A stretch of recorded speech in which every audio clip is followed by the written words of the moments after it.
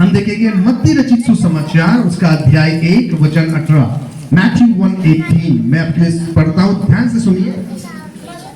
यीशु मसीह का जन्म इस प्रकार से हुआ कि जब उसकी माता मरियम की मंगनी यूसुफ के साथ हो गई तो उनके इकट्ठे होने से पहले ही वह पवित्र आत्मा की ओर से गर्भवती पाई गई। अतः उसके पति यूसुफ ने, जो धर्मी था और उसे बदनाम करना नहीं चाहता था, उसे चुपके से त्याग देने का विचार किया। जब वह इन बातों के सोच ही रहा था तो प्रभु का स्वर्गदूत उसे स्वप्न में दिखाई दिया, देकर कहने लगा, हे यूसुफ, दाऊद की संतान, तू अपनी पत्नी मरियम को अपने यहाँ ले आने से मत डर, क्योंकि जो उसके गर्भ में है वह पवित्र आत्मा की ओर से है। वह पुत्र जनेगी और तू उसका नाम यीशु रखना, क्योंकि वह अपने लोगों का उनके पापों से उद्धार करेगा। हालेलुया। देखिए, हमने सभी ने इस दुनिया में जन्म पाया है और हमारे जन्म का एक अर्थ है, एक उद्देश्य है। परमेश्वर ने हमको यहाँ भेजा, किसी को भी बिना उद्देश्य के नहीं भेजा। हालेलुया। कोई भी, आप जो यहाँ पर मौजूद है, कोई भी ऐसे ही नहीं आया है। हालेलुया। परमेश्वर ने आपको इस धरती पे भेजा है आपके माता पिता के द्वारा। लेकिन प्रभु यीशु मसीह की बात दुनिया के किसी भी इंसान से हटके है। बोलिए, हटके है। यस, प्रभु यीशु मसीह की बात दुनिया के किसी भी इंसान से बढ़कर है। हालेलुया। यस, यहाँ पर लिखा है कि मरियम और यूसुफ जो जिनकी मंगनी हो चुकी थी और उनके इकट्ठा होने से पहले ही पवित्र आत्मा के द्वारा वो बीज, प्रभु यीशु मसीह का जो देह है उसका बीज उसकी माता मरियम के गर्भ में पहुंचाया गया। तो एक नेचुरल तरीके से उसका जन्म नहीं हुआ। मरियम की गर्भ धारणा नेचुरल तरीके से नहीं हुई। पता है क्यों? क्योंकि जब आदम और हव्वा ने परमेश्वर की आज्ञा को भंग किया था और परमेश्वर ने कहा था उस सांप से, शैतान से, कि स्त्री की संतान तेरे सिर को कुचलेगी। किसकी संतान? किसकी संतान? और उस समय जब हम पढ़ते हैं तो अजीब लगता है, मुझे तो अजीब लगा था, क्योंकि पॉसिबल ही नहीं है। दुनिया में जितने भी लोग हैं, आप और मैं हूं, जो हो गए हैं, जो आने वाले हैं, वो कोई भी स्त्री की संतान नहीं है, वो स्त्री और पुरुष की संतान है। समझ में आ रहा है? शायद जो छोटे बच्चे हैं समझ में ना आए, लेकिन जो बड़े हैं आप समझ पा रहे हैं। आप और मैं जो हमसे हो गए, आप पहले आए थे, आगे आने वाले, कोई भी स्त्री की संतान नहीं है। न भूत हो न भविष्य थे। जब भूतकाल में हुआ था, न वर्तमान में है, न भविष्य में कोई होगा, क्योंकि हर एक स्त्री और पुरुष की संतान है। लेकिन यीशु मसीह ही केवल अकेला ऐसा है जो सिर्फ स्त्री की संतान है। हालेलुया। क्योंकि परमेश्वर का यह भविष्यवाणी था कि स्त्री की संतान, और इसलिए जब यीशु मसीह का जन्म हुआ, साफ लिखा है इस प्रकार हुआ कि किसी भी पुरुष ने उस महिला, उस मरियम को छुआ तक नहीं था, वो कुंवारी थी। जब यीशु मसीह का जन्म हुआ तो वो ही केवल इकलौता स्त्री की संतान है। हालेलुया। आमीन। आप ताली बजा सकते हैं। तो ये प्रभु यीशु मसीह की विशेषता है। कई सारी विशेषताएं हैं, उनमें से कुछ बातें हैं जो हमारे लिए, क्योंकि वचन में लिखा है कि जब मूसा के द्वारा नियम शास्त्र आया, परमेश्वर ने कहा कि अगर कोई पाप करता है किसी प्रकार से और उसका पश्चाताप उसको होता है कि अरे मैंने गलती की, मैंने पाप किया, तो क्या करे? तो ऐसी दशा में मनुष्य क्या करता है? प्रभु से दूर भागता है। मैंने पाप किया, मैं तो गलत हूँ, मैं गंदा हूँ, मैं ऐसा हूँ, मैं वैसा हूँ, मैं प्रभु के पास कैसे आ सकता हूँ, मैं प्रभु को अपना चेहरा कैसे दिखा सकता हूँ, मैं चर्च में कैसे आ सकता हूँ, मैं प्रार्थना कैसे कर सकता हूँ। ये कई सारे विचार मनुष्य करता है क्योंकि उसको गिल्टी महसूस होती है कि मैंने पाप किया, मैंने पाप किया, मैं पाप किया, और प्रभु से दूर जाता है। लेकिन प्रभु नहीं चाहता कि आप और मैं प्रभु से दूर जाए, है ना? वो चाहता है एक माता और पिता के समान अपने बच्चों को करीब लेकर आए। वो चाहता है बच्चे उसके साथ रहे। तो परमेश्वर ने मूसा से कहा, मूसा एक काम कर, ये मेरे लोग गलतियां करते हैं, मैं समझता हूँ, क्योंकि मनुष्य मिट्टी से बने हैं। मैं जानता हूँ उनकी कमजोरियां, मैं जानता हूँ उनकी मजबूरियां, मैं जानता हूँ उनकी आदतें, मैं जानता हूँ उनका स्वभाव। कोई भी पापी नहीं, हर कोई भी धर्मी नहीं है। हर एक ने अपना रास्ता खुद चुना और मुझसे भटक गए, और वो भटकते ही जा रहे। लेकिन मैं नहीं चाहता कि मुझसे दूर हो, इसलिए एक काम कर, सबको बुला। और मूसा से प्रभु ने कहा कि उनको कहे कि जब तुम पाप करते हो, तुमको पश्चाताप होता है, तुमको लगता है कि मैंने गलती किया, तो दूर मत भागो, मेरे पास आओ, मैं तुम्हें क्षमा कराऊंगा। और इसीलिए प्रभु ने कहा कि उस पाप की कुछ कीमत आपको अदा करनी होगी, मुफ्त में नहीं होगा। ओके, पाप की क्षमा मुफ्त में नहीं होगी। मैं क्या होगा? मुफ्त का है ना। जब हम किसी पार्टी में, शादी में खाना खाने जाते हैं, घर में हम 2 ही रोटी खाते हैं, लेकिन शादी की जगह जाते तो 4 रोटी ठूस लेते हैं। मुफ्त का है ना। फिर राइस ज्यादा ले लेते हैं। और मैंने देखा है, हाल ही में बीच पर गया था शादी में, जब वहां पर बर्तन रखा गया था, कितना सारा प्लेट, आधा प्लेट खाली पड़े, राइस है, चपाती है, चिकन पीस है, वो सब ऐसे ही रखा हुआ है, ऐसे ही पड़ा हुआ है, खाया नहीं लोगों ने, ऐसे ही फेंक दिया। बहुत गलत बात है, ये मनुष्य की गलत आदत है, ऐसा नहीं करना चाहिए। यीशु ने कहा जब 5 रोटी 2 मछलियों से लोगों का पेट भरा, कहा कोई भी वेस्ट नहीं जाना चाहिए, सब टुकड़े उठाओ, 12 टुकड़े उठाओ। हालेलुया। तो प्रभु जानता है कि मनुष्य अगर फ्री में दिया जाए तो वो उसका गलत फायदा उठाएगा। प्रभु ने कहा सुन, मेरे लोगों से कहे अगर तुम पाप करते हो, मुझसे दूर मत भागो, मंदिर में आओ, लेकिन अपनी अपनी औकात के अनुसार, अपने फाइनेंशियल स्टेटस के अनुसार कुछ भेंट मेरे लिए लेकर आओ। और वो भेंट होगा रक्त, ब्लड, क्योंकि खून में जीवन है। तो क्या इंसान अपना खून बहाए?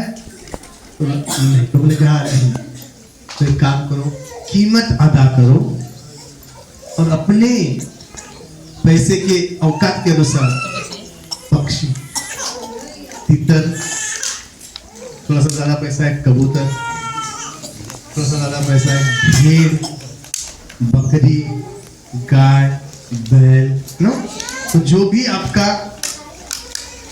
फाइनेंशियल स्टेटस है उसके अनुसार खरीदो, कीमत अदा करो और वो मंदिर में लेके आओ और अपने हाथों को रखो, मेरे याजक के पास लाओ। और याजक क्या करेगा?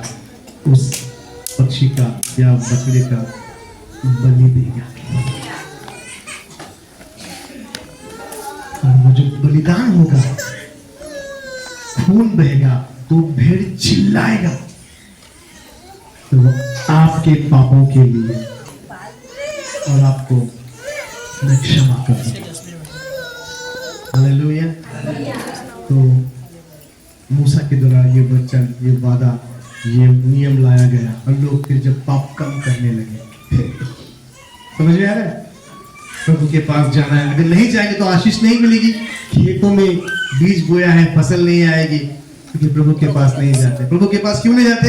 पाप करते इसलिए। तो लोगों ने सोचा कि खेतों में फल आएगा, हमारी दाखलता में अंगूर लगेंगे, भेड़ बकरियां हमारी आशीषित होंगी, घर बनाएंगे, परिवारों को बनाएंगे, लेकिन पाप किया है तो प्रभु के पास नहीं जाएंगे तो आशीष नहीं मिलेगा।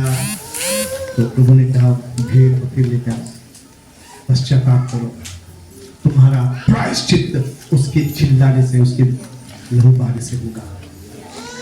और लोग आने लगे, पाप कम होने लगा। हालेलुया। तो परमेश्वर ने रास्ता बनाया और वो भेड़ पवित्र होना चाहिए, 1 साल का होना चाहिए। बोलिए 1 साल का। जो भेड़ बकरी होती है 1 साल के होते होते तक वो कुंवारे हो, मतलब वो दूसरे भेड़ के साथ सहवास नहीं करते। 1 साल के बाद भेड़ बकरियां सहवास करती है। जो बड़े हैं समझ सकते हैं, तब तक वो पवित्र होते हैं। तो परमेश्वर का पवित्र भेंट मुझे चढ़ाओ। समझ में आ रहा है? yes. तो वो आदत, वो नियम परमेश्वर ने लोगों को दिया ताकि लोग इस बात को समझे। और फाइनली परमेश्वर ने कहा कि ये तो भेड़ बकरियों के लहू से तुम्हारे पाप ढांपे जाते हैं, खत्म नहीं होते, नष्ट नहीं होते। और इसलिए परिपूर्ण पवित्र शुद्ध ऐसा बलिदान मुझे चाहिए। आप लोगों ने ये भविष्यवाणी की कि एक कुमारी के द्वारा यीशु मसीह जन्म लेगा। हालेलुया, पवित्रता से उसका जन्म हुआ। हालेलुया, आमीन। ताकि वो पवित्र जीवन जिए। प्रभु यीशु मसीह की विशेषताएं, यीशु मसीह ने कभी झूठ नहीं बोला, यीशु मसीह ने कभी किसी स्त्री को गलत नजर से नहीं देखा, यीशु मसीह ने कभी किसी की चोरी नहीं की, कभी किसी के ऊपर हाथ नहीं उठाया। पवित्र जीवन वो जीता रहा। यीशु मसीह का फोटो देखिए, कभी लोगों ने कल्पना करके बनाया, वो एक्चुअल नहीं है, बट जो लोगों की कल्पना थी। कभी यीशु मसीह के हाथ में कोई हथियार नहीं मिलेगा आपको, वो मारने नहीं आया, बचाने आया। हालेलुया। यीशु मसीह का जन्म इस प्रकार से हुआ कि एक कुंवारी के द्वारा उसने जन्म लिया और एक पवित्र पवित्र पवित्र जीवन उसने जिया, ताकि वो अपने आप को सिद्ध करे एक महान बलिदान के तौर पे। उसका जन्म ही इसलिए हुआ था कि वो मनुष्य के पापों को उठा ले जाए। हालेलुया। जब यीशु मसीह का जन्म हुआ तब सबसे पहले उसकी माँ और उसके पिता के पाप को उसने अपने ऊपर लिया। समझ रहे? माँ और पिता के और पूरे खानदान के पाप को उसने अपने ऊपर लिया। अगर आप बाइबल पढ़ते हैं, जिस किसी व्यक्ति से यीशु मसीह मिला या जो कोई यीशु आकर यीशु से मिला, सबसे पहले यीशु मसीह ने उसके पाप अपने ऊपर ले लिए।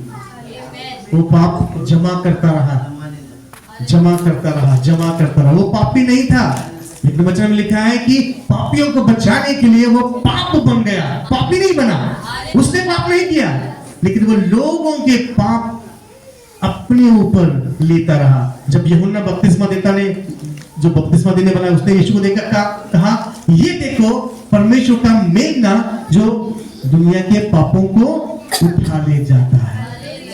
हालेलुया। तो शुरुआत डे 1 जिस दिन जन्म हुआ, उसी दिन से उसने जो भी उसके संपर्क में आता था उसके पापों को अपने ऊपर ले सका, इसलिए वो पाप बना। और वो इतना था 33 साल तक, 33.5 साल तक वो शरीर में जीवित रहा। वो आखिरी दम तक उन लोगों के पाप उठाता रहा। और वो समय ऐसा आया कि पिता ने देखा कि अब ये पूरा पाप बन चुका है। पापी नहीं, पाप उसने खुद ने कुछ नहीं पाप किया, लेकिन लोगों के पापों को उठा उठा कर वो पाप बन गया। लेकिन वो खुद पवित्र है, पवित्र था, पवित्र रहेगा। हालेलुया। यीशु मसीह का जन्म इस प्रकार से हुआ, एक कुमारी के द्वारा, बिना पाप। अब देखो, जब हम देखते हैं कि यीशु मसीह को जब जन्म हुआ, छोटे बालक को कपड़े में लपेट के एक गौशाला में रखा गया था, तो उसका सुसमाचार गडरियों को, भेड़ बकरी चराने वालों को मिला था। हालेलुया। आपने कहानी में देखा है, सुना है। तो वो चरवाहे आए और उन्होंने उसको आदर किया, उसकी आराधना की, और जो उनके पास था उसके द्वारा उन्होंने आराधना की। और उसके जन्म से पहले जो ज्ञानी पंडित लोग थे, सितारों को देखकर पूर्व में देखा और कहा कि एक राजा के जन्म का चिन्ह है।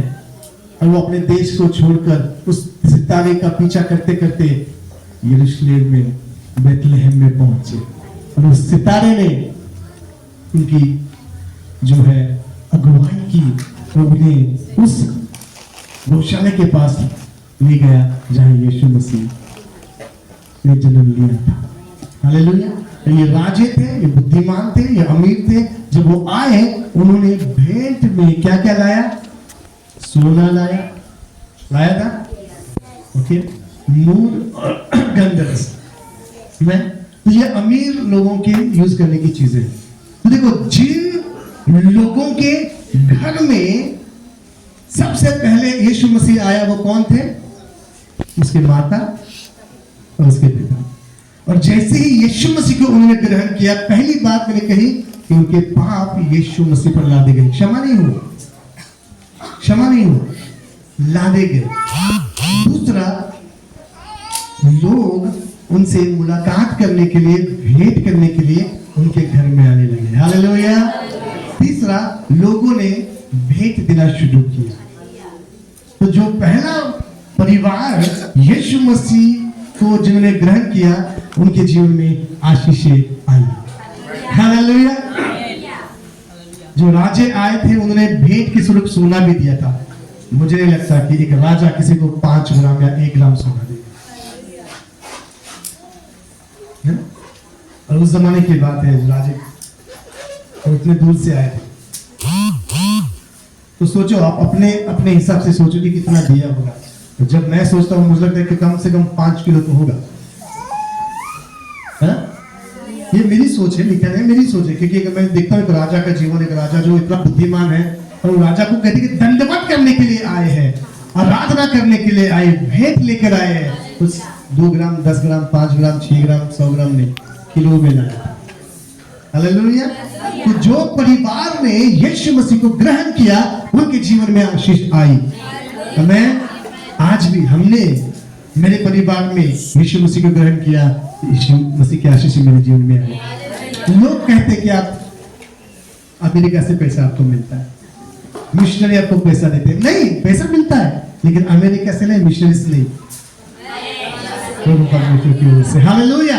वो हमारे हाथों के काम को आशीषित करता है। हालेलुया। हमारा नुकसान होना बच जाता है, वो हमें आशीष देता है, शांति देता है, चंगाई देता है, बहुतायत देता है। यीशु मसीह स्वयं देता है। कोई अमेरिका से नहीं मिलता, कोई मिशनरी से नहीं मिलता, कोई चर्च से नहीं मिलता, खुद यीशु मसीह देता है। क्योंकि देखो जिस घर में उसका जन्म हुआ उस घर में आशीष आई कि नहीं? राजे लोग उनसे मिलने के लिए, बड़े बड़े लोग मिलने आए उनसे। पहले भी तो वो थे, लेकिन जब तक यीशु मसीह नहीं था उनको कोई पूछता भी नहीं था। जब उनको जगह चाहिए थी कि हमको जगह दो, बच्चा डिलीवर होने वाला है, किसने जगह नहीं दी? किसने जगह नहीं दी? नहीं, जगह नहीं है। लेकिन जैसे यीशु मसीह ने जन्म लिया, हालेलुया, उनके हालात बदल गए। हालेलुया। गदरिये मिलने आए, भेंट लेकर आए, बुद्धिमान राजे भी मिलने आए, जिनको कोई पूछता भी नहीं था। बोला था आप चले जाओ, दूसरी जगह पे जाओ, हमको जगह नहीं दे सकते। अब राज्य उनसे मिलने आए। देखो उनका रुतबा कितना बढ़ गया। हालेलुया। सोचो 4 घरों में जोसेफ घुमा रहे, जगह दो, थोड़ा पत्नी को डिलीवर करना है, बेटा बच्चा होने वाला है। नहीं। अब राजे आ रहे हैं, उनके साथ में ऊंट है, उनके साथ में घोड़े हैं, सेना है, सिपाही है, और वो पूछ रहे हैं और उन्हीं से पूछा ठक ठक ठक, क्या बालक जन्मने वाला था राजा यहूदियों में यहीं पे है? तो नहीं, कहाँ है? वो उधर है। तो उन्होंने सोचा काश मैंने अपना घर दिया होता इनको। है ना? ये लोग आए थे, जोसेफ और मरियम आए थे, हमने मना किया। अगर वो हमने जगह दी होती, यीशु मसीह का जन्म हमारे घर में होता तो ये राजे हमारे घर में आते। लेकिन हमारा गलती हुआ, हमने मना किया, हमको नहीं पता था ये कौन है। तो कई बार हमको देख कर लोग बोलते कि कौन है, अरे जब पता चलेगा कि हम यीशु मसीह की संतान है, हमारा आदर सत्कार आशीष हो गया। हालेलुया।